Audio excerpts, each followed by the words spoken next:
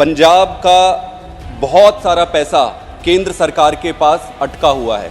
केंद्र सरकार ने वो पैसा रोक के रखा हुआ है।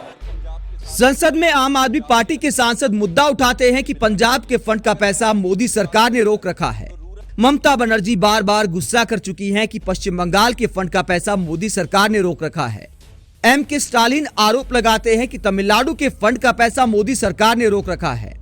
विपक्षी राज्यों के मुख्यमंत्री पीएम मोदी और वित्त मंत्री निर्मला सीतारमण से लगातार गुहार लगाते रहते हैं कि सरकार हमारे राज्य के हिस्से का पैसा तो हमें दे दीजिए।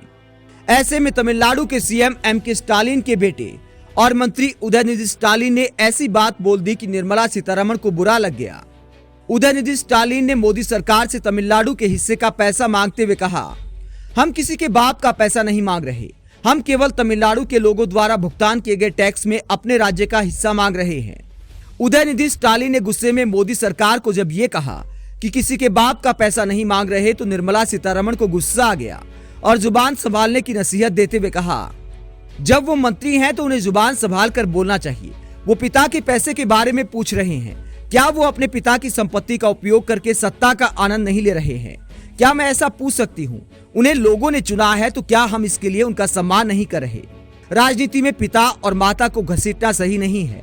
एक नेता के रूप में उदयनिधि अगर आगे बढ़ना चाहते हैं तो इसके लिए उन्हें अपनी जुबान पर लगाम लगाना चाहिए। उन्हें ऐसे शब्द बोलने चाहिए जो उनके पद की गरिमा के अनुरूप हों।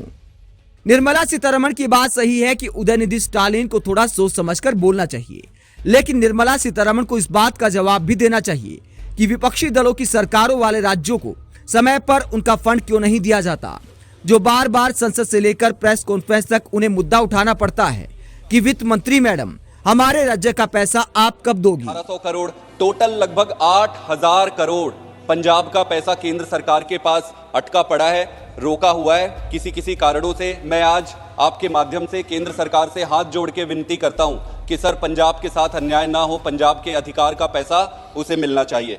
आप निर्मला सीतारमण के इस तरह गुस्सा करने को लेकर क्या सोचते हैं? कमेंट बॉक्स में अपनी राय जरूर दें।